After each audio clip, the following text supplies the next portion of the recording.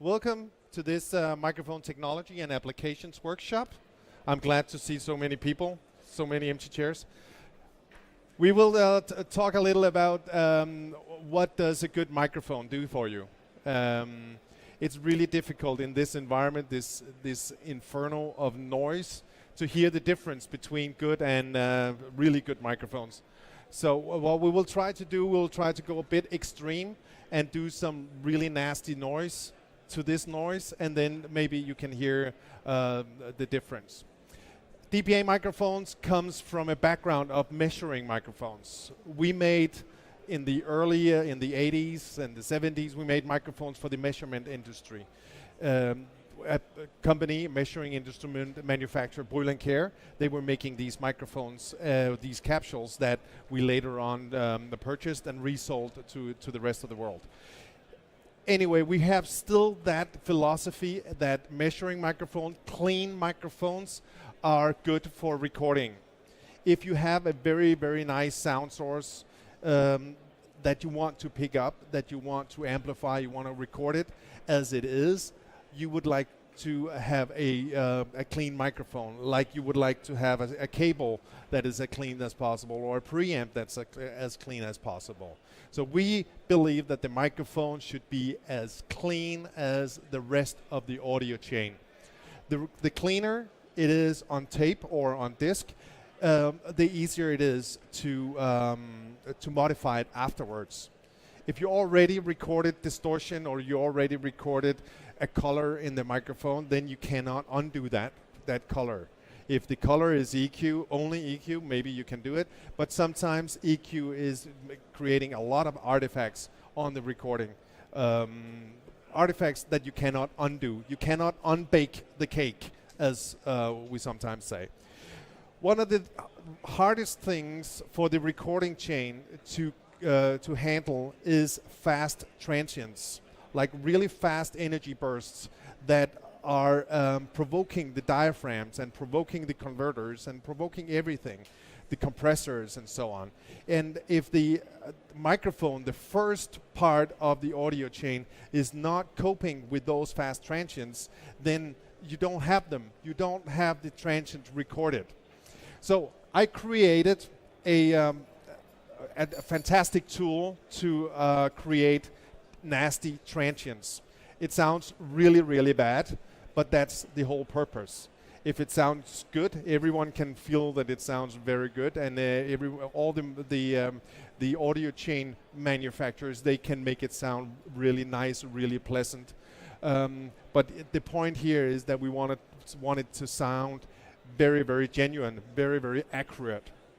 So, Milos, my good friend here, he will assist me in this, and we will do a recording of this fantastic instrument. We can pass it around afterwards if you want to take pictures of it and record it, because it's really unique. You think that it's only a glass with 2 teaspoons. No, it's not. It's very, very calibrated glass. And the teaspoons are from the hotel, and I promised to bring them back. So you can't have this. You can only take pictures of it. Anyway, it will make some really nasty transients, and we will record those transients on the Pro Tools. You'll see it here. So are you ready? I'm ready. You need a drink? Concentrate now. Oops. Different keyboard. How does this work? F12? No. How does this keyboard work?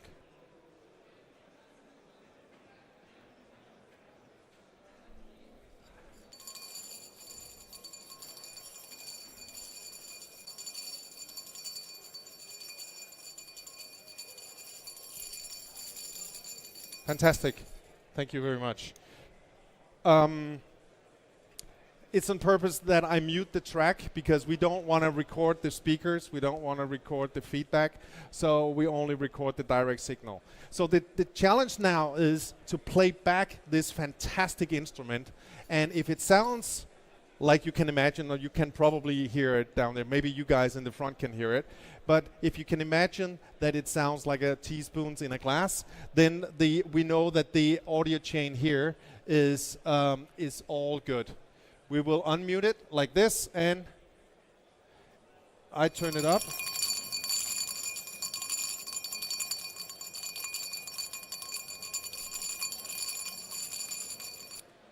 Can you hear it? Is it loud enough? Need it louder? No. Okay, so we established that we can pick up the transients here. It might look very, very easy, but we can only do this because the microphone is good, because the converters are good, the speakers are good, everything is top dollar. If there was one point in this audio chain that didn't meet these standards, it would sound like, I could do a little experiment here. I don't want to tell you which build pack I'm using, but if Milos is doing this to this microphone here, you will see what is not supposed to sound like. If you do it again. Can you hear the distortion? Build packs, they don't like transients, basically, because it's RF signals, and I don't want to go into that. Anyway, that's really nice to know. That's a way you can test your own microphones, how they react to transients response. These are condenser microphones, meaning that they have a very, very fast and very thin diaphragm. The diaphragm movement is essential for good transient response microphone. A good example is a dynamic microphone. A dynamic microphone is a relatively heavy system. It has a diaphragm, it has a coil, and a magnet. And you need mass on that magnet, and you need this coil made of copper and so on. So the system, the entire system, is relatively slow. It takes time for the magnet or for the coil to move over the magnet, so it takes time before we have an amplitude. Where a condenser microphone, on the very, very first movement of the diaphragm, we have a voltage change, and that's being amplified into the system. So if you imagine that you use a dynamic microphone on an acoustic guitar, it will pick up the sum as it arrives to the guitar or to the microphone, and it starts moving. Where a condenser microphone, whenever you hit the first string, it'll start moving, and it'll move 6 times, and you will record 6 strings. With the dynamic microphone, you will have only a summing kind of what was going on the guitar. So that's one thing. The fast-moving diaphragm is essential to pick up this acoustic guitar, grand piano, cymbals from overheads. Anytime you have fast energy bursts. The other important thing is what's going on around the microphone or the input from other angles, because here if you listen to this, you would probably also hear the room. You would hear Milos and the fantastic instrument in front of the microphone, but you would also hear the room. So the output of the microphone, the recording of the microphone, is a sum of the inputs from all angles. And it's not only a shotgun microphone, but all microphones. Omnis are, of course, worst because, yeah, they are Omni, but they all, even though they're shotgun microphones, they will pick up the sound from all angles. So it's essential, if you want to have a good and clean recording in, let's say, a drum kit, it's essential that the microphones that you're using on the rack toms or on the snare drum, it's also picking up the cymbals. So it's important that they pick up the cymbals nice and clear, even though they're attenuated, in this case 12 dB, but they still are a part of the output of the microphone. So if your microphone manufacturer doesn't supply you with a frequency response chart, the flat charge that you look at when you look at good microphones, there's a very good trick to find out how is the transient response, how is the frequency response around the microphone. I could ask Milos to walk around the microphone with the glass, and then we will have a fantastic recording. But because there's something that called a proximity effect, and because all the physics where half the distance is twice the level, we will have to be very, very sure that he has exactly the same distance to the microphone or to the capsule, which is right here, all the time. We can't do that, not because he's not talented, but because that's not possible. So what we will do, and that's what you should do at home, when you're playing this instrument, you should turn the microphone around in 360 degrees. Then you will have the pickup from everywhere. So that's what we're going to do now. We will mute it, and we will record it all the way around.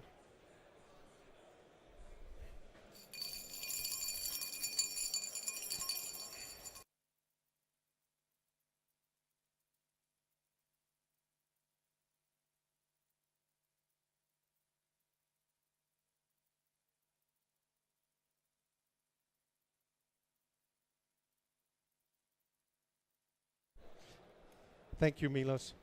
That was very good. Um, yeah, give him a hand. He deserves it. It's not that easy. It looks very easy, but you need to practice. He's been practicing all morning. That's very good. So now we see that the level changes. We're supposed to change levels because this is a shotgun microphone. But what we can't see is the information or the balance between the higher frequencies and the lower frequencies. It's really hard to make good shotgun microphones that are capable of keeping the balance between the higher and the lower frequencies. So you're in for a treat when you hear this. If this sounds like I am pulling the fader up and down, it's the same sound, I'm just pulling the fader down and pulling it up again, then we know that the frequency response and the transient response is the same all around the microphone. But if it sounds like I am pulling the fader down and I'm also adding a low pass filter or a high cut filter at the same time, then I know that it's an ordinary shotgun microphone. Like most shotgun microphones, they have no high end when you go just a little off axis. So this should prove the opposite. It sounds like this if we take it out of record.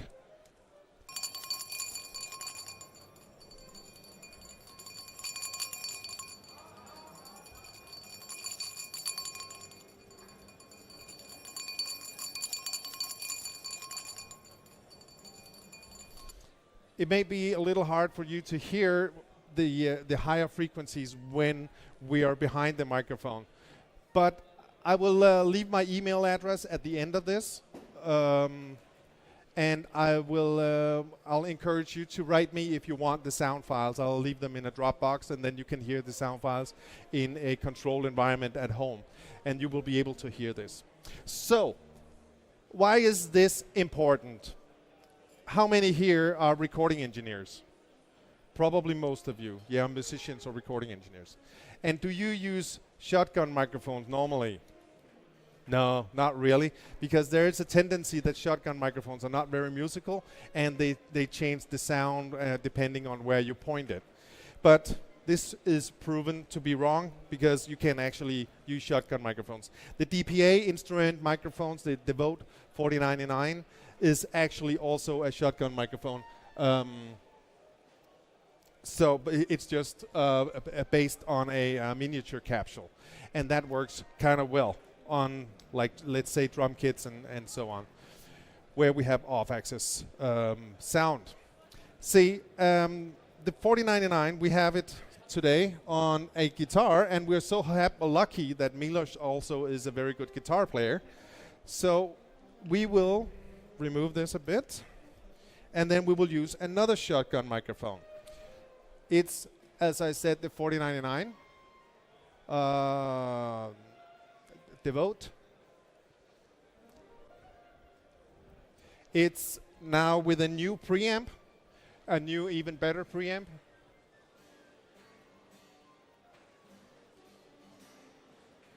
And I will mute it again because we don't want to pick up the PA system. We just want to pick up the microphone.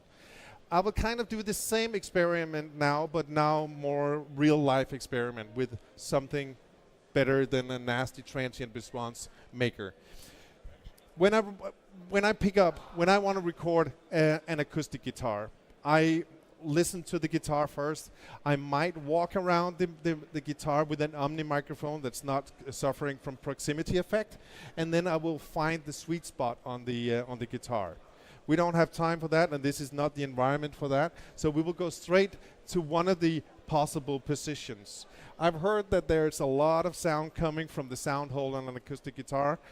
So this level I would like to pick up. So I placed the Devote 4099 here and pointed at the sound hole. I'm relatively close to the strings, so I'm hoping that I get a lot of string sounds and a lot of level from the sound hole. Let's try that. Are you ready? Yes.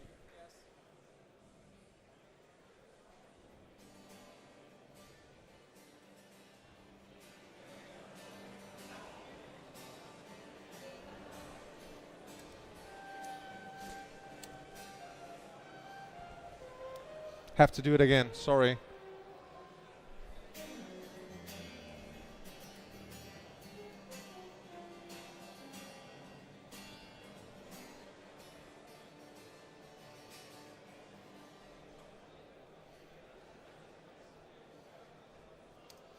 As expected, we see a lot of fast energy burst, a lot of level, probably a very nice guitar sound. Let's hear it. Oops, here we go.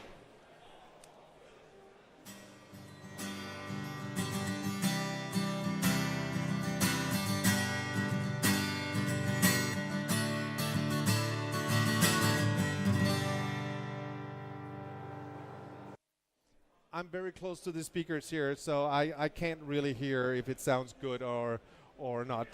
Did it sound okay out there? Ish. Normally when I do this, it has too much of the sound hole. So this was just to trick you all. I want to show you what happens when we're not moving the microphone position, we're just twisting it. Before it was here, pointing at the sound hole. Now I want to do the extreme opposite and point it at the fretboard, point it away from the sound hole. I know that it will still pick up the sound from the sound hole because it's still in the proximity of this sound hole and there's a lot of level. I just want to hear the balance now. I'm using the angle of the microphone to balance the different sounds of an acoustic instrument like the guitar. So we will do the exact same thing again. Like this.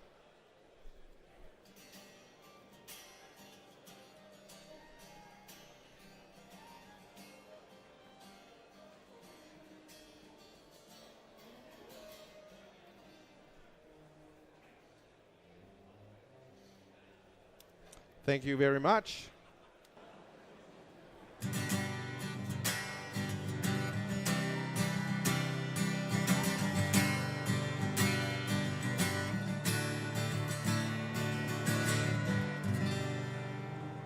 And before, it sounded like this.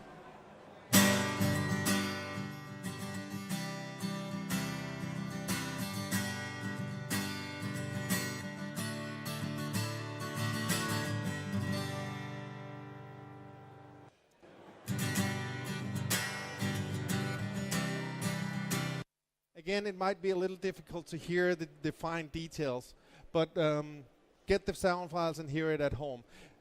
What you probably heard on the second recording was that now we have too much strings. It's too harsh, too much metallic sound. So we will go with something right in the middle. A good compromise, about 12 centimeters away from the 14th fret, right in the middle. We will have a good combination of the sound hole sound and a good pickup of the fretboard as well. The sweet thing here with the clip-on mic is that if Milos decides to be grooving with the song, it's not changing the sound. If I had a microphone stand out here with a microphone, the tiniest movements would change the balance of my position. So it's really nice, and he can put the guitar away and he can come into me in the control room, and then we can listen to the song together, and he can go in and pick up the middle eight where he played a mistake or whatever, and it will still sound the same. Not that you would ever do that. But okay, this is the third position. We will do the same thing again. Thank you, Milos.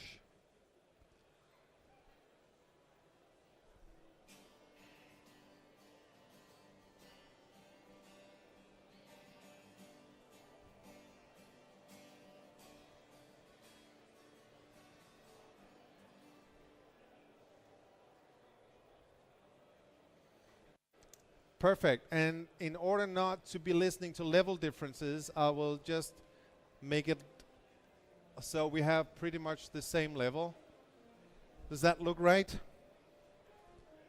Close enough? It sounds like this now.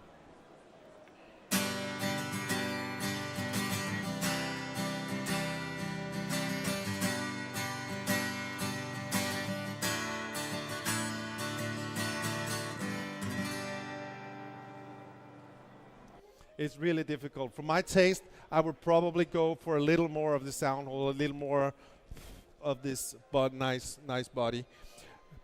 We like good body, yeah. We've been working on it. Anyway, that's it for the guitar microphone. That's the compromise that we will. So now we will also introduce a vocal microphone, which is also a directionality. So we have the choice here of changing the grill because I never know what mood he's in. Sometimes he's really in a dark mood and he will use the black. You're in a gold mood today, okay, yeah, well, let's do the gold. Yeah. He looks, that's my golden child. Yeah. Oh yeah, tomorrow we'll take a silver one that matches Milo's hair. Yes. Anyway, we will now have vocals. We will do what people do most. Place the vocal microphone in front of the singer. Something like this. Close enough. And we will record both the guitar and the vocal mic.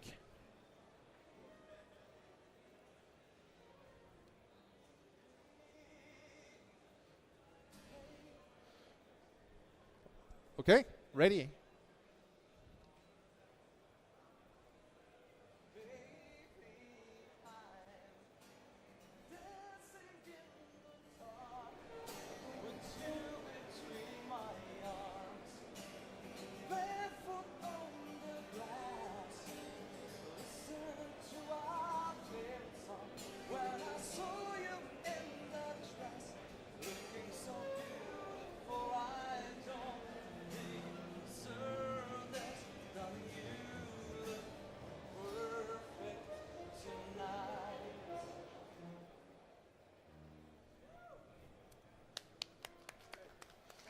Very nice.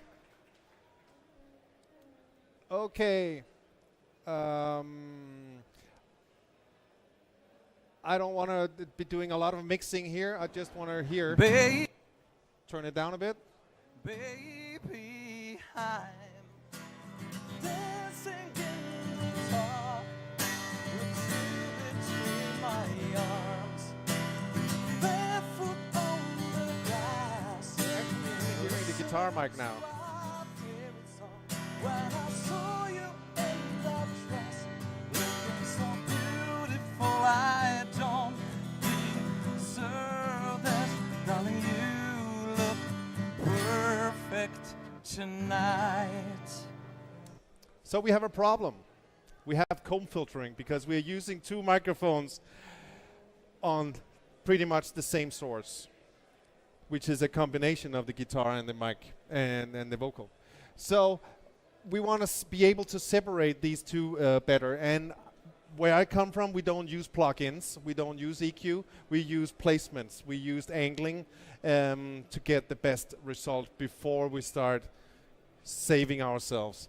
Anyway, the vocal microphone, if we hear that solo. Baby, I'm dancing in the dark with you between my arms, barefoot on the grass, listening to our favorite song. When I saw you, We can kind of hear the guitar in the background. It's not really disturbing. It was the other way around that was the problem. So what I do, I know that the microphone still sounds good. If I turn it around, I will point it away from the vocal. Still pointing in that direction, but now away from the vocal. I might want to make the gooseneck a bit shorter, like this. Still pretty much the same position.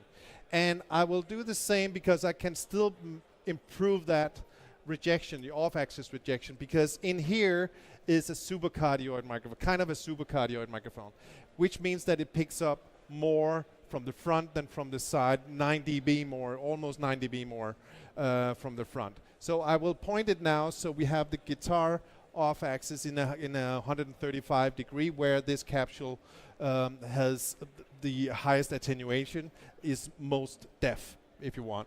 So now this is pointing more off-axis to the vocal, and this is more off-axis to the guitar, so I have better separation. That's all I've done. I haven't added a single plugin, or gate, or compander, or anything. It sounds like this. Milos, you will do the same thing again.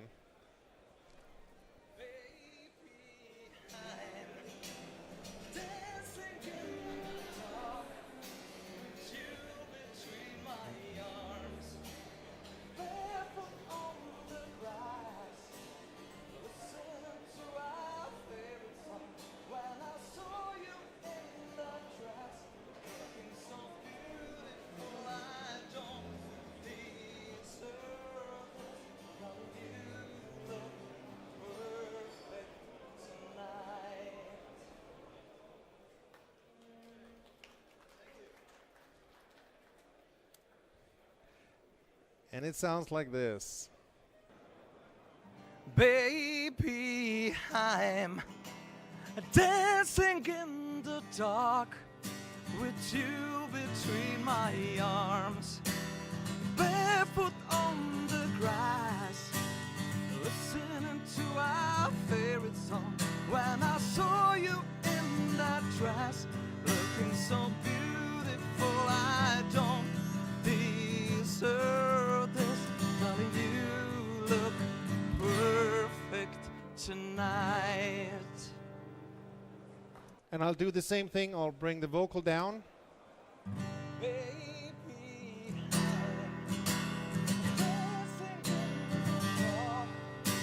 Now the vocal is gone from the guitar track because I'm pointing away from him.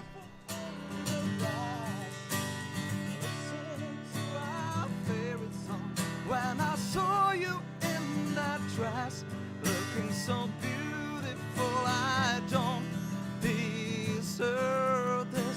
Darling, you look perfect tonight. So we are optimizing separation just by knowing the microphones, knowing the off-axis frequency response of the microphone, and then twisting and turning them just a bit. We could even improve that a bit more by going even closer to the guitar, pointing more away from the vocal, and angling this a bit more so he was singing more over it, and so on, so on. So basically that's what I wanted to share with you. Microphone placement and knowing the specifications of their microphones. So if you have any questions, now is a good time. We have a mic runner. Mic coming up. It's a different capsule. We notice right away. Yeah. It's not a DPA capsule, but I think the message will come through anyway. It's working fine. It's a good microphone. So, any questions from the audience? That's very good. Is there anything you would like us to try? We still have 8 more minutes. No? There's nothing you would like to hear?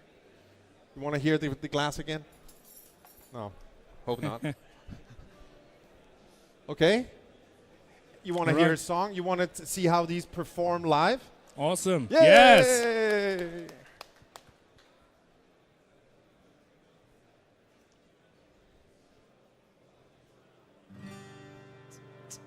I found the love for me. Darling, just dive right in and follow my lead. Well, I found a girl, beautiful and sweet. Oh, I never knew you were someone waiting for me. 'Cause we were just kids when we fell in love, not knowing what it was. I will not give you up this time. Darling, just kiss me slow. Your heart is all I own, and in your arms you're holding my hand. Baby, I'm dancing in the dark with my arms, barefoot on the grass, listening to our favorite song. When I saw you in that dress, looking so beautiful, I don't deserve it. Darling, you look perfect tonight.